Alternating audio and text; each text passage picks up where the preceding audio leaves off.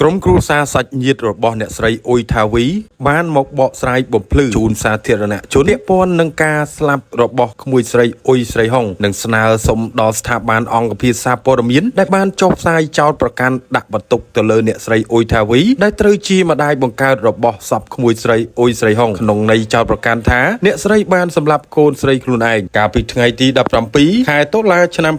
2025សូមស្ថាប័នអង្គភាពសារព័ត៌មានទាំងអស់ដែលបានផ្សព្វផ្សាយព័ត៌មាននៅក្នុងថ្ងៃនោះសូមជួយកែតម្រូវនិងផ្សាយបំភ្លឺឡើងវិញដើម្បីទាមទារភាពស្អាតស្អំរបស់អ្នកស្រីអ៊ុយថាវីនិងដើម្បីកុំឲ្យមានការភ័ន្តច្រឡំពីមតិសាធារណជនបាទបងប្អូនប្រិមិត្តថ្ងៃនេះគឺមានបងស្រីតាំងពីនាក់និងក្មួយស្រីគឺមកដល់វត្តកំពែងដែលបើមើលបាទទស្សនភាពនៃភ្នោរបស់ក្មួយស្រីចឹងឯងបងស្រីជំរាបសួរបងស្រីចាជំរាបសួរអូនបងស្រីមកនឹងធ្វើអ្វីដែរចែមកយកទឹកដោះគោយកទឹកយកមកដាក់ឲ្យធុកឲ្យក្មួយអ៊ុយស្រីហុងដែល4ខែស្លាប់មកអូនបាទចាហើយក៏មានប្រសាសន៍មួយសូមសនំពរទៅបងអ្នកកសែតអ្នកសារព័ត៌មានទាំងអស់ដែលនៅក្នុងកើតហេតុថ្ងៃទី17ខែតុលា2025អញ្ចឹងណាអូនចាសូមស្នើទៅគាត់ទាំងអស់សូមឲ្យបងប្អូនជាអ្នកសារព័ត៌មានដែលដាក់បន្ទុកលើម្ដាយចោតប្រកាន់លើម្ដាយរឿងថាម្ដាយចិត្តអប្រិយម្ដាយខូខើម្ដាយសម្លាប់កូនអញ្ចឹងសូមសនំពរម្រាមដៃ10ចាខ្ញុំត្រូវជាអ៊ំស្រីអ៊ុយស្រីហុងព្រមទាំងបងស្រីអ៊ុយថាវីអញ្ចឹងសូមស្នើទៅដល់បងអ្នកសារព័ត៌មានទាំងអស់ដែលនៅក្នុងកើតហេតុថ្ងៃទី17ខែតុលា2025នៅចំណុចផ្ទះជួលលេខ7ភូមិត្រពាំងក្លឹង1សង្កាត់ចំចៅ1ខណ្ឌពោធិ៍សែនជ័យរាជធានីភ្នំពេញអញ្ចឹងសូមសនំពរទៅដល់បងអ្នកកសែតនិងសារព័ត៌មានទាំងអស់ដែលពាក់ព័ន្ធនៅក្នុងថ្ងៃកើតហេតុក្មួយស្រីខ្ញុំអ៊ុយស្រីហុងហៅស្រីណែតដែលដេកស្លាប់អាយុ4ខែហ្នឹងអញ្ចឹងសូមស្នើទៅដល់បងសារព័ត៌មានទាំងអស់ដែលនៅក្នុងហេតុការណ៍ហ្នឹងមិនថាអង្គភាពមួយណាដែលពាក់ព័ន្ធនៅថ្ងៃទី17ខែតុលា2025គ្រូសាអ៊ុយថាវីសូមស្នើសុំទៅដល់អ្នកសារព័ត៌មានទាំងអស់ដោយសារអ្នកសារព័ត៌មាននឹងហើយបានចោតប្រកាន់បានគេដូចថាគេនេះអូនដូចថាគេ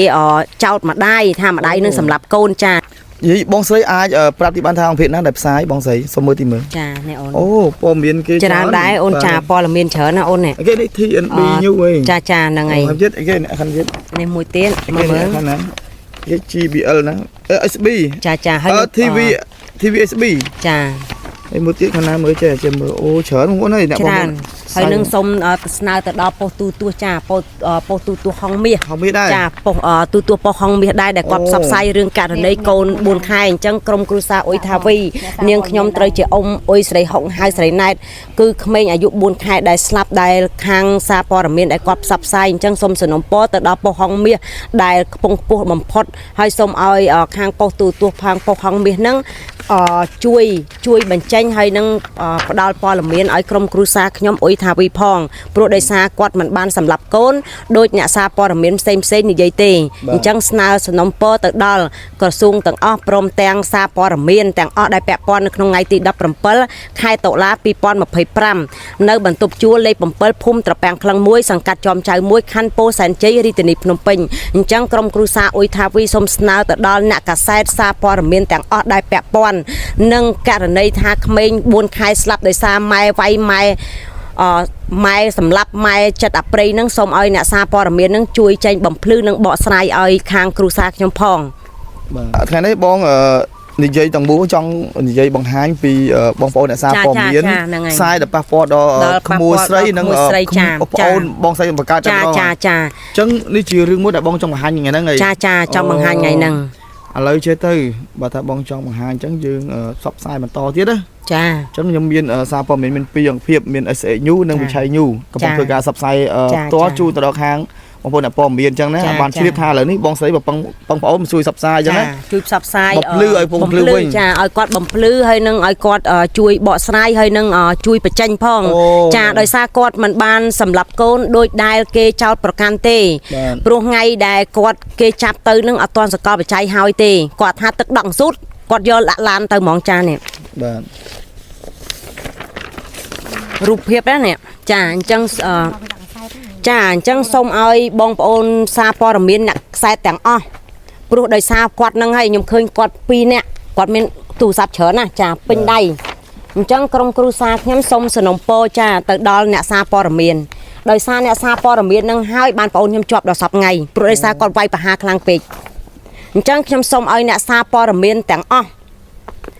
ដែលមកផ្សាយរឿងបងអូនស្រីខ្ញុំនៅក្នុងកើតហេតុនៅភូមិត្រពាំងក្លឹង1សង្កាត់ចំចៅ1ខណ្ឌពោធិ៍សែនជ័យរាជធានីភ្នំពេញអញ្ចឹងសូមឲ្យអ្នកសារព័ត៌មានទាំងអស់ដែលពាក់ព័ន្ធសូមជួយចេញបំភ្លឺហើយនឹងដោះស្រាយឲ្យបងអូនស្រីខ្ញុំវិញព្រោះបងអូនស្រីខ្ញុំអត់បានសម្លាប់កូនដោយអ្នកសារព័ត៌មាននិយាយទេចាហើយក៏សូមអរគុណដែរហើយក៏ក្រុមគ្រួសារខ្ញុំសនំពរទៅដល់ប៉ុស្តិ៍ហងមាសចាប៉ុស្តិ៍ហងមាសជួយបំភ្លឺនិងបកស្រាយរឿងករណីកូន4ខែដែលថាចោតប្រកាន់ថាសម្លាប់កូនថាម្ដាយចិត្តអប្រិយការពិតអង្គការ CPU គាត់ពិនិត្យឃើញទឹកអង្សួតចាគាត់ពិនិត្យឃើញទឹកដក់អង្សួតមួយមិនទាន់ដឹងហេតុផលចោតម្ដាយថាសម្លាប់កូនចាហើយខ្ញុំចង់ប្រាប់ម្យ៉ាងទៀតថាព័ត៌មានដែលដឹងច្បាស់ការពីគ្រូសានាងខ្ញុំទទួលសាកសពពីអង្គការ CPU និងមន្ត្រី CPU គេថាទឹកដក់នឹងស៊ូតចាហើយដោយអង្គការគេប្រាប់ឲ្យពាក់ព័ន្ធនឹងរឿងអ្វីផ្សេងគាត់អត់បានមើលឃើញទេអត់មានបានឃើញម្ដាយថាសម្រាប់កូនទេហើយចោះហេតុអីអ្នកកសែតមានសិទ្ធថាវាយប្រហារប្អូនស្រីខ្ញុំខ្លាំងម៉េចចោលប្អូនស្រីខ្ញុំថាសម្រាប់កូនធ្វើបាបកូនវាយកូនអង្គុយយំរៀបរាប់ចាធ្វើអង្គុយយំអញ្ចឹងគឺអត់ត្រឹមត្រូវទេចាអញ្ចឹងសូមសនំពរទៅដល់អ្នកសារព័ត៌មានទាំងឡាយទាំងអស់ចាសូមជួយចេញបំភ្លឺហើយនឹងដោះស្រាយឲ្យបងអូនស្រីខ្ញុំវិញហើយក្រុមគ្រួសារខ្ញុំសូមបញ្ជាក់ថាគ្មានអ្នកណាឬក៏បងប្អូនណាចោទប្រកាន់បងអូនស្រីខ្ញុំថាសម្លាប់កូនទេប៉ូលីសសមត្ថកិច្ចក៏គាត់អត់មានបានថាម្ដាយសម្លាប់កូនដែរតែក្នុងក្រុមគ្រួសារខ្ញុំឆ្ងល់ចាបើសិនជាម្ដាយមិនសម្លាប់កូនហេតុអីមិនដោះលែងគេចេញខ្ញុំមិនចង់និយាយប៉ះពាល់ទៅដល់អ្នកសារព័ត៌មានគ្រូសាខ្ញុំមិនចង់និយាយទៅដល់សមត្ថកិច្ចគ្រូសាខ្ញុំមិនចង់និយាយទៅដល់តុលាការគ្រូសាខ្ញុំមិនចង់និយាយទៅប៉ះពាល់បងប្អូនបង្គោលណាខ្ញុំប្រាប់តាំងពីដើមខ្ញុំប្រាប់តាំងពីនៅ48ម៉ោងយកបងអូនស្រីខ្ញុំទៅដល់តុលាការថ្ងៃទី19ចាគឺខ្ញុំទៅដល់តុលាការទៀតខ្ញុំប្រាប់ឲ្យថាគ្រូសាខ្ញុំអត់ចង់ប៉ះពាល់ទេចាខ្ញុំចង់សុខព្រោះខ្ញុំនៅក្រៅមលុបចាមកលុបសម្ដេចតាសម្ដេចឪនិងសម្ដេចតេជោហ៊ុនសែនគឺខ្ញុំអត់ចង់មានបញ្ហាជាមួយមន្ត្រីមួយណាទេហើយក៏ខ្ញុំអត់ចង់មានបញ្ហាជាមួយអ្នកកសែតឬក៏សមត្ថកិច្ចមួយណាដែរអញ្ចឹងក្រុមគ្រួសារខ្ញុំឈ្មោះអុយថាវីសូមសនំពរទៅដល់អ្នកកសែតទាំងអស់ដែលវាយប្រហារប្អូនស្រីខ្ញុំស៊ូថាបើសិនជាប៉ះចំកូនចៅអ្នកតើអ្នកមានអារម្មណ៍យ៉ាងណាខ្ញុំស៊ូទៅវិញត្រង់តែហ្មងដោយសារខ្ញុំនៅឈរនៅកន្លែងមុខធ្នោក្មួយស្រីខ្ញុំទាំងយកប្អូនខ្ញុំទៅមិនបានធ្វើបុណ្យចាគិតតែឈឺចាប់ប៉ុណ្ណា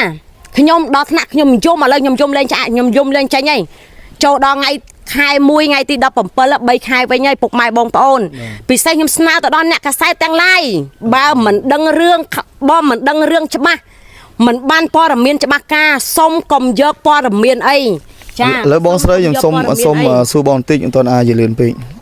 ឥឡូវតែគេមានការងើយឆ្ងល់ខ្លាំងឥឡូវបងចង់បញ្ជាក់តែរឿងតែប៉ុណ្្នឹងទេចានិយាយបងស្រីបងអាចបញ្ជាក់បានទេថាបងស្រីរបស់បងហ្នឹង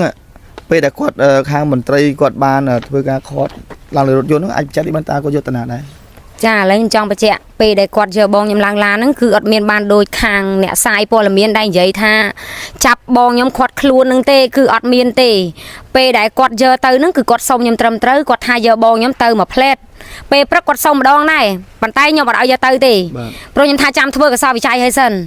តែដល់ពេលថ្ងៃហ្នឹងគឺគាត់យកទៅតើបានគាត់យកទៅគាត់ថាសុំយកទៅមួយផ្លែតខ្ញុំថាចុះបងខ្ញុំឆិតធ្វើបន់ហើយអត់ឲ្យគាត់ឆិតយកកូនទៅធ្វើបន់អញ្ចឹងណាដល់ពេលអញ្ចឹងគាត់ថាអត់អីទេចាំគាត់យកមកវិញ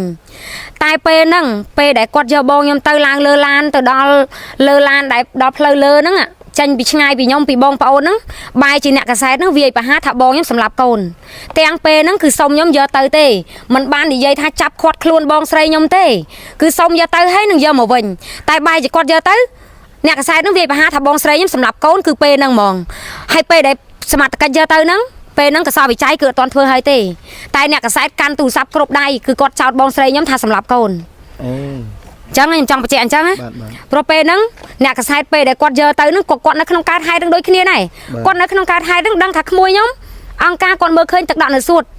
តែពេលហ្នឹងអង្គការក៏អត់ទាន់បានតម្លាក់តងខ្មៅហ្នឹងដែលថាធ្វើកសោបវិច័យហើយមើលថាម្នាក់ហ្នឹងសម្រាប់កូនមែនអត់ហើយកូនហ្នឹងស្លាប់ដោយសារអីទេគឺអត់ទាន់បានមើលអញ្ចឹងទេគឺគាត់តែឃើញទឹកនៅសួតយកបងខ្ញុំទៅអ្នកកសែតវាយប្រហារថាគេសម្រាប់កូនហ្មងអញ្ចឹងឥឡូវថ្ងៃហ្នឹងខ្ញុំសូមមកស្នើដល់អ្នកកសែត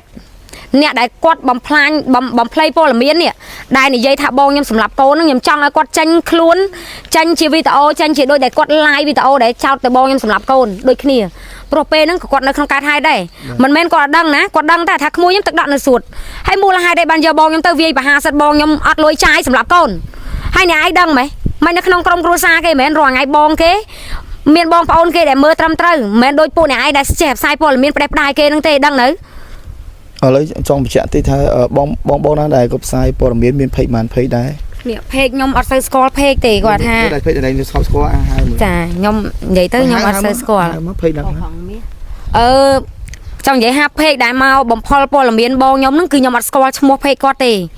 លើចាំខ្ញុំបញ្ចាំងតាមចាចាំខ្ញុំឲ្យគាត់ជួយដាក់តាមនឹងផងតាមកសែតហ្នឹងទៅព្រោះខ្ញុំអត់សូវស្គាល់ឈ្មោះហើយខ្ញុំក៏សូមស្នើទៅប៉ុស្តិ៍ហងមាសដោយសារអី